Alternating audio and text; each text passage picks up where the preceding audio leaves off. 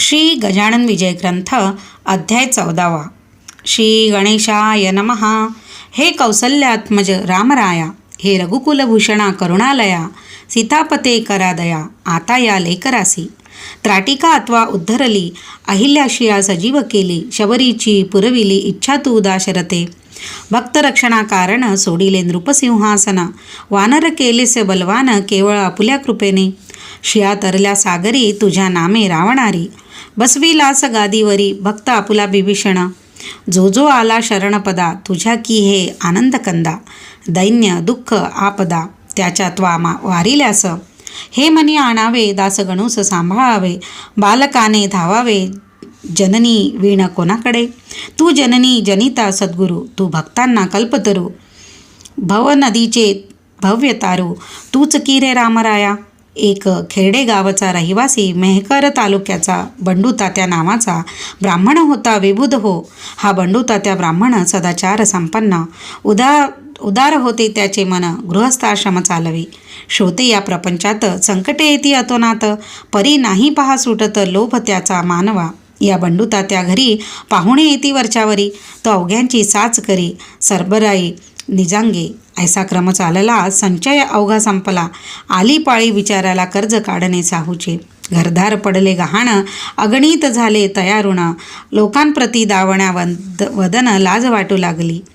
विकावया न काही उरले, सदन अवघे साफ झाले, भांडे कुंडे तेही गेले, काय विपत्ती वर्णावी.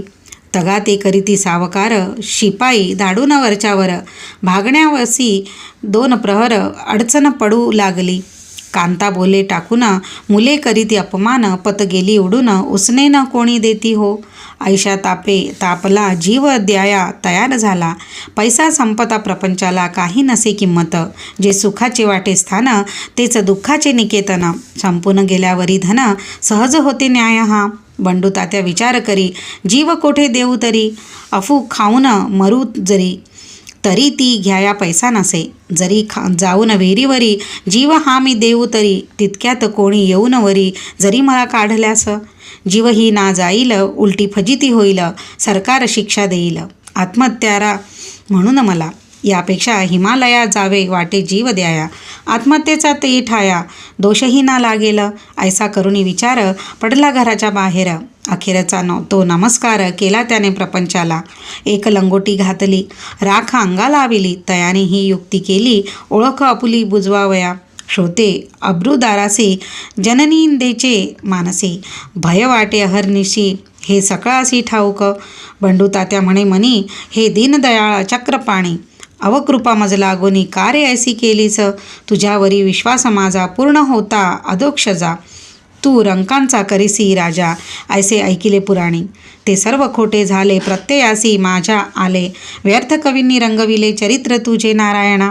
आता जीव देतो परी तुझ्यावरी मी श्रीहरी, याचा विचार काही करी, हत्या नको घेऊ मम. ऐसे मनी बोलला, तिकीट घ्याया लागला.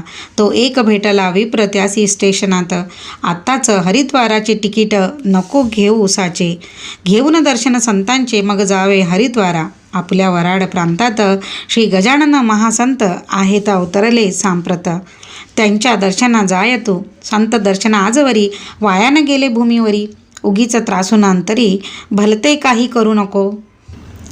ऐसे बोलता ब्राह्मण तात्या गेला गोंधळून, म्हणे हा मनुष्य कोण.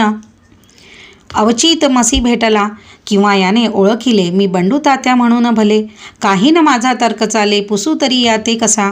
काही असो शेगावासी, जाऊन वंदू समर्थांसी. असे बोलून मानसी शेगावासी पातला.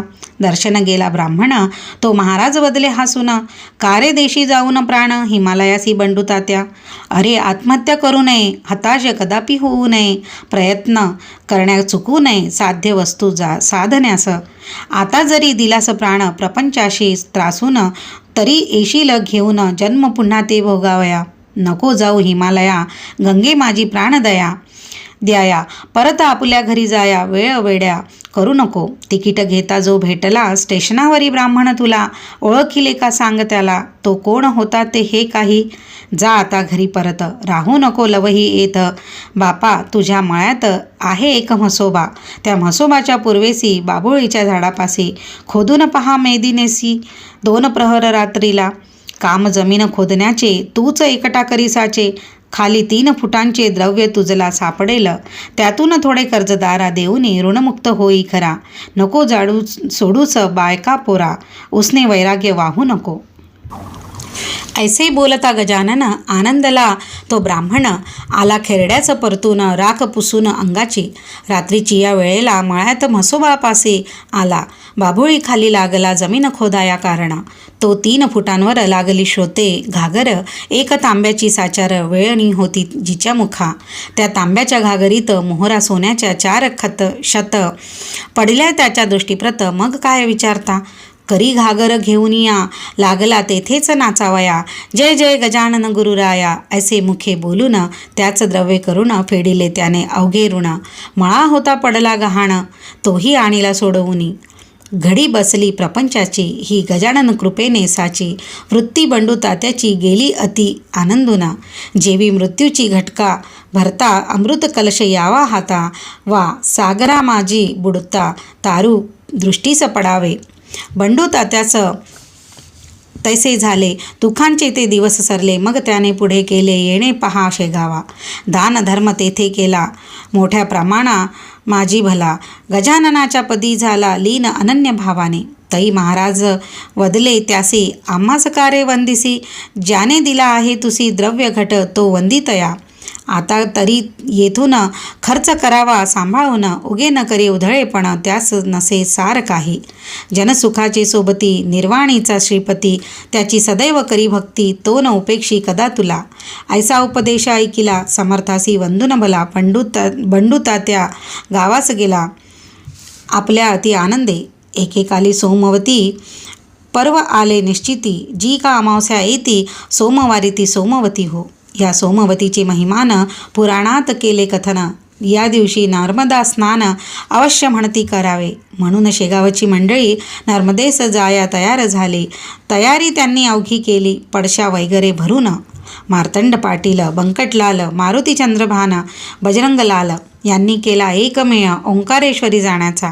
बंकटलाल म्हणे अवघ्यासी, आपण जातो नर्मदेसी, घेऊ सांगा ते महाराजासी, स्नान कराया नर्मदेचे.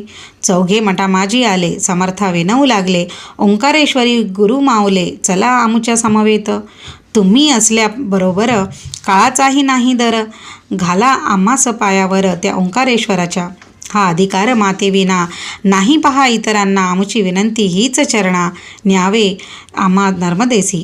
तुम्ही आल्या वाचून आम्ही न हालू येथून, बालहट्टा लागून जननी तीच पूर्वी तसे. महाराज म्हणाले तयासी, आहे नर्मदा माझ्यापाशी, उगीच त्रास द्यावयासी. जाऊ लागला तिला मग. मी या मठात बैसुनी करीन नर्मदेचे स्नान, तुम्ही या सारे जाऊन श्री ओंकारेश्वराला. तेथे राजा पूर्वकाली मांधता भाग्यशाली होऊन गेला महाबली दिगंत त्या ज्याची कीर्ती असे. श्री शंकराचार्य गुरुवर यांनी कराया जगदोद्धार, तेथेच दीक्षा साचार परमहंसाची घेतली. जा जा तुम्ही तयास्थला, भेटा माझ्या नर्मदेला, मात्र नेऊ नका मला उगाचा आग्रह करून. आता परवाचे प्रयोजन नाही राहिले मज लागून. ऐसे ऐकता चौघेजण घट्ट धरिती पायाला. काही असो तेथवरी, चला आमच्या बरोबरी, लगेच येऊ माघारी स्नान करूनी नर्मदेचे. महाराज म्हणाले ठीक ठीक, तुम्ही दिसता दांभिक, नर्मदेचे आहे उदक या आपुल्या विहिरीमध्ये. तिला टाकून आपण तेथे करायास गेलो स्नान, तरी राग येईल दारुण माझ्या त्या नर्मदेला. म्हणून सांगतो तुम्हीच जावे, मला ना आग्रह करावे, माझे वचन मानावे, यात तुमचे कल्याण. मग मारुती चंद्रभान करू लागला भाषण, आम्ही घेतल्या वाचून आपण न जाऊ की. समर्थ म्हणाले मी तेथ आल्या होईल विपरीत, मग तुम्ही दोष मात्र देऊ नये आम्हाला. ऐसे मठात बोलणे झाले. अवघे ओंकारेश्वरा आले, परवासाठी मिळाले. लोक तेथे अपार. नर्मदेचे अवघे घाट स्त्री पुरुषांनी भरले दाट. मुंगीलाही नसे वाट जाया हराच्या मंदिरी. कोणी स्नानास उतरले, कोणी संकल्प ऐकू लागले, कोणी घेऊन बेलफुले जाऊ लागले मंदिरात. कोणी बर्फी पेढे खवा, बसून खाऊ लागले मेवा. थव्या मागे लागला थवा तेथे भजनकऱ्यांचा. पर्व संपेपर्यंत अभिषेकाची मंदिरात गर्दी झाली अत्यंत. शब्द कोणाचा कोणा न कळे. रम्यशा त्या ओंकारे समर्थांची बैसली स्वारी.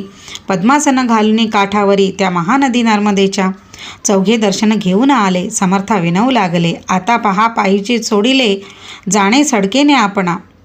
का की भीड झाली फार. गाड्या मोडती वरचेवर, बैलगाडीचे बुजार आहेत आपल्या त्यातून. खेडी घाट स्टेशनाला जाण्या येण्याचा करार केला. गाडीवाल्याने तो भला न सांगता गुण बैलाचे. ते बसता आले कळवून, आपण होता म्हणून पोचलो येथे येऊन. बैल द्वाड गाडीचे, परत बसून गाडीत जाणे न निर्भय वाटत.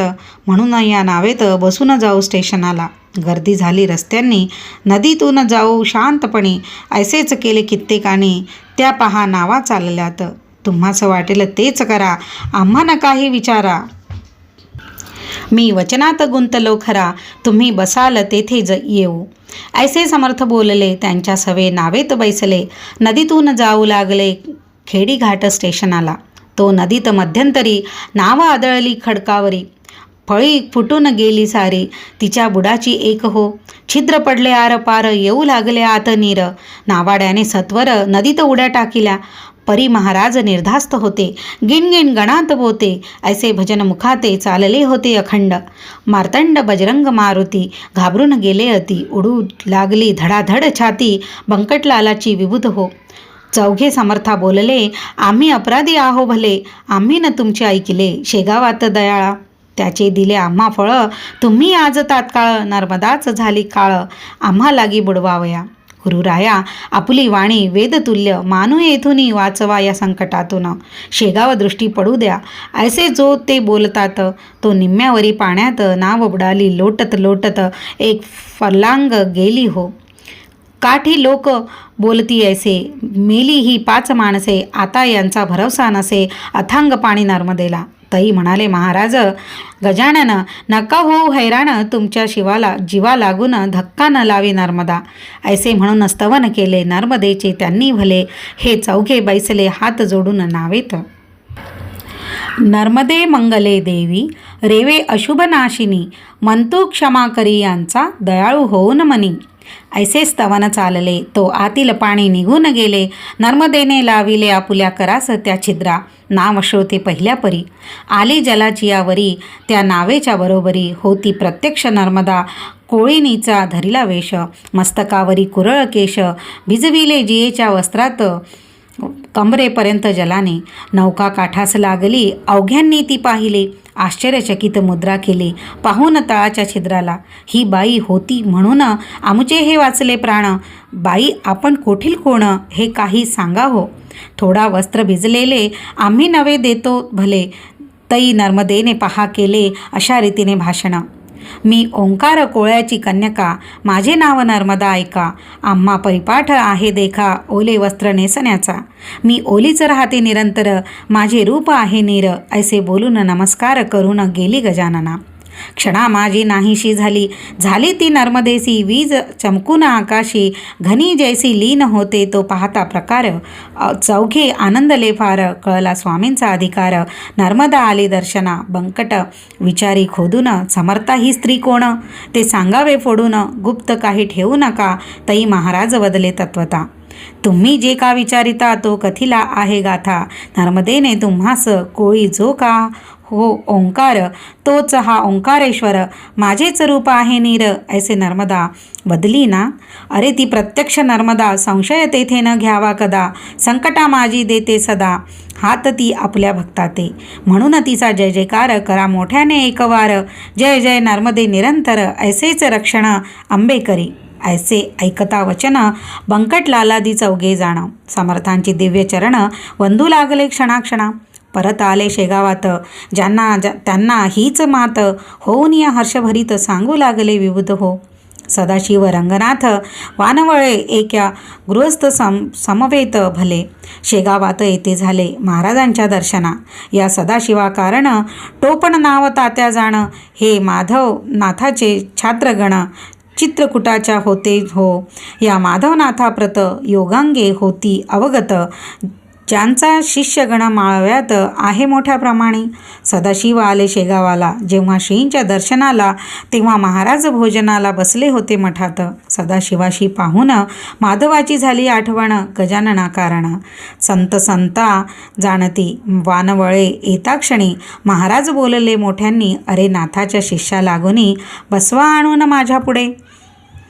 त्यांचे गुरु माधवनाथ गेले जेवून इतक्यात मठी माझ्या समवेत तो हे दोघे पातले. थोडा वेळ आधी जरी हे आले असते तरी भेट त्यांच्या गुरुची खरी होती यांना मठात.